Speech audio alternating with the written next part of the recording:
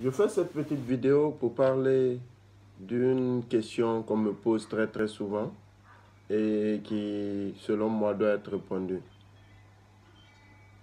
Comment est-ce que nos grands empires qui étaient aussi développés, qui avaient des civilisations aussi avancées, ont pu être vaincus par des barbares ou par des civilisations moins avancées? Donc, dans cette vidéo, je vais vous expliquer comment est-ce que cela a eu lieu selon moi.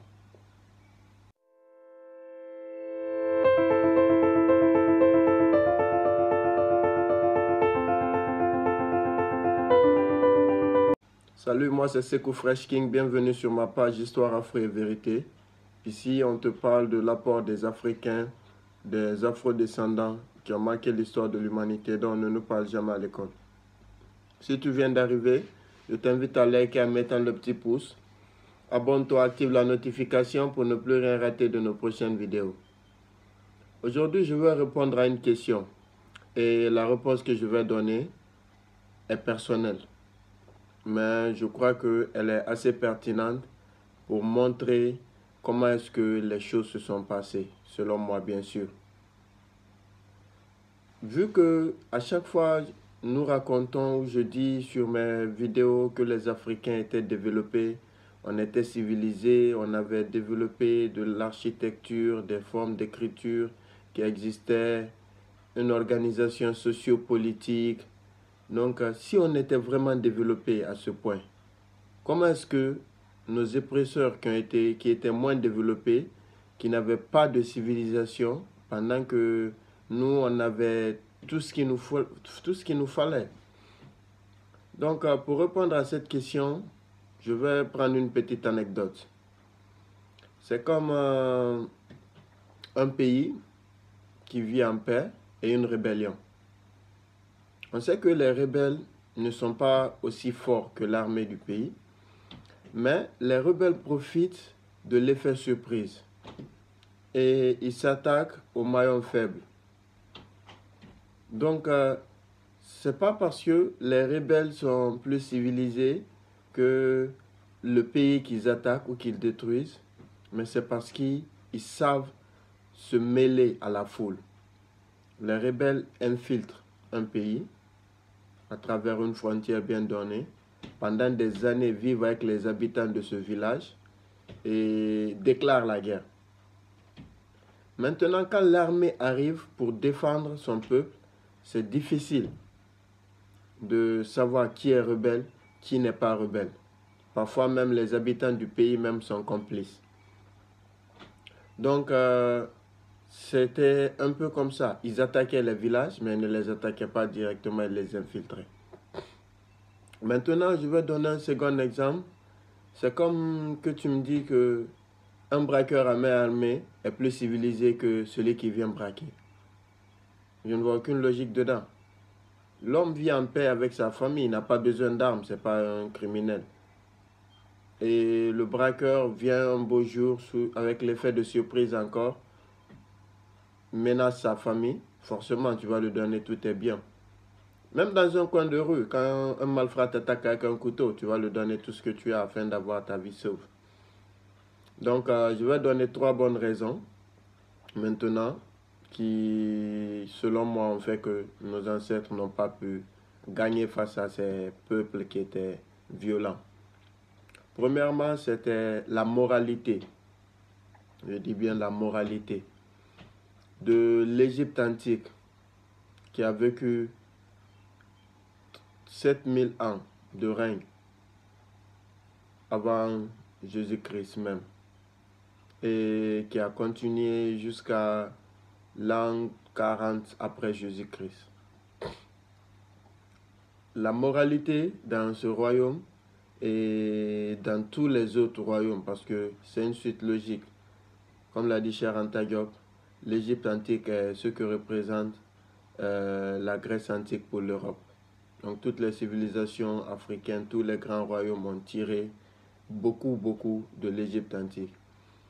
La moralité là-bas, c'était la maths, le mode de vie que les gens appliquaient, c'était la maths. La maths, c'est quoi? C'est la vérité. la justice ou l'ordre cosmique, au fait. C'est-à-dire, en vrai dire, ne fais pas à l'autre ce que tu ne veux pas qu'on te fasse. C'est un peu ça la maths.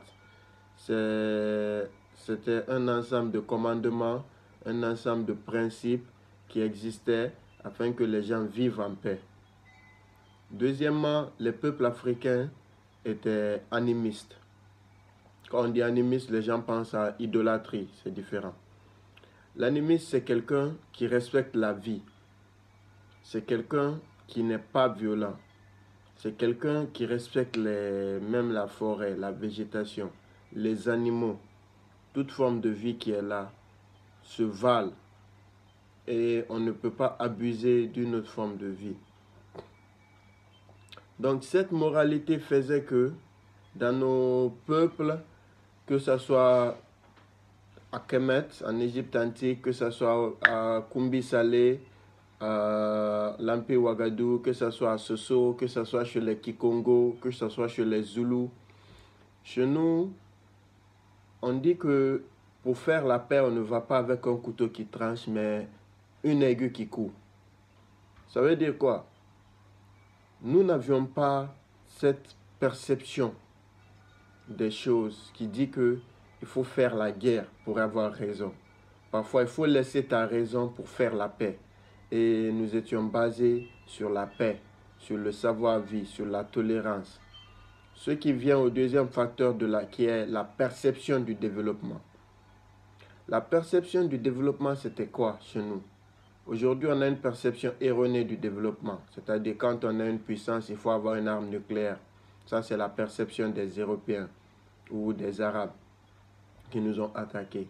Nous, on avait une perception plus l'Empire où l'État a possession d'allier beaucoup d'autres États en faisant des traités de paix. C'est ça le développement chez nous. Et on l'a vu, quand Kemet était là, il y avait Kush, le royaume de Nibu qui était là, qui était un État abyssal. Et tous les autres empires ont fait ainsi. Quand un royaume prend le pouvoir, ils font des traités de paix avec tous les autres royaumes qui sont autour afin que nous formions un grand bloc, un empire. Ça a été le cas à Ouagadougou, ça a été le cas à Soso, ça a été le cas à Manding. J'ai déjà parlé de la charte du Manding dans une de mes vidéos. Donc, le développement chez nous, c'était savoir faire la paix, pas savoir faire la guerre. Le développement chez nous, c'était de vivre de façon pacifique, pas de façon concurrente. Même les guerres en Afrique, c'était des guerres de dissuasion.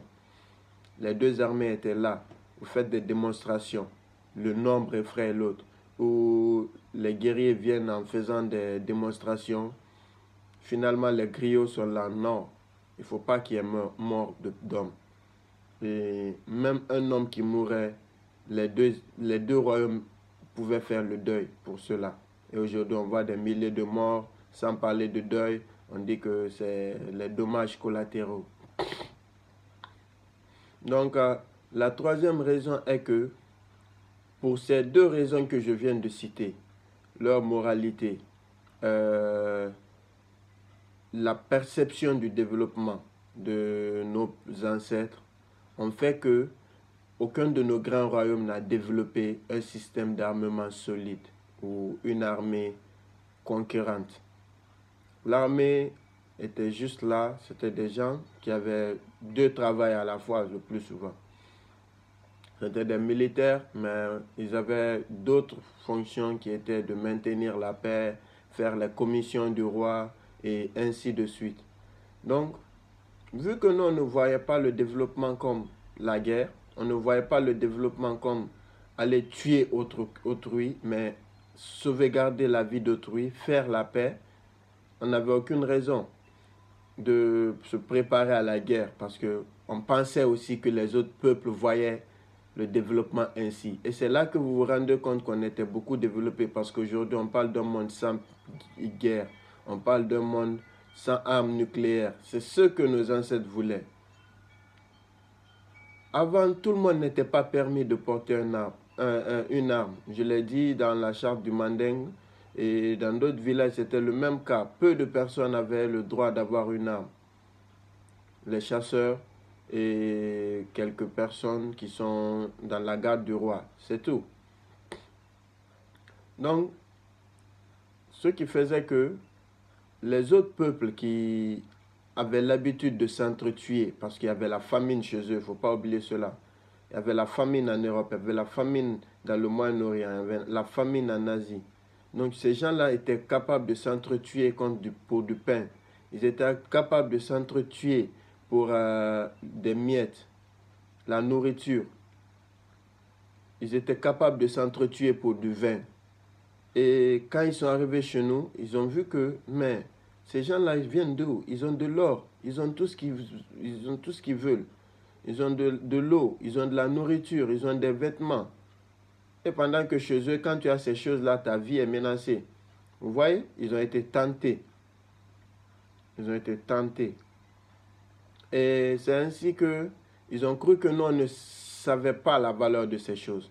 Parce qu'en Afrique, tu ne pouvais pas avoir un enfant sans lui mettre de l'or dans son bain de baptême, ou une femme qui n'a pas de l'or au cou ou à l'oreille, ou voilà. C'était impossible.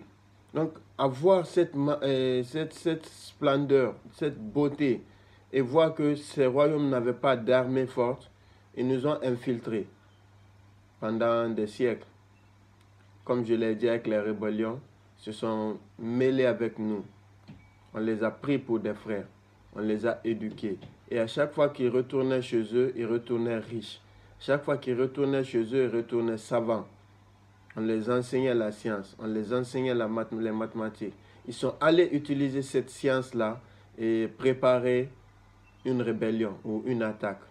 Donc, ils étaient déjà au sein de nos peuples, infiltrés comme des espions. Mais d'autres sont venus. Ceux qui étaient déjà en place leur montraient où frapper, qui attaquer, afin de nous détruire économiquement, afin de nous détruire politiquement. Et finalement, il fallait qu'ils nous détruisent spirituellement. Et c'est après des années, des décennies, des centaines d'années de tuerie qui sont passées avec la religion pour dire que voilà, nous étions des animistes, nous étions des sauvages. Il fallait qu'on nous apprenne la religion. Donc si tu as aimé cette petite vidéo, je t'invite à liker si tu ne l'avais pas fait. Abonne-toi, active la notification pour ne plus rien rater de nos prochaines vidéos. Merci à tous, Otep Otep. On est quoi dans ce rond.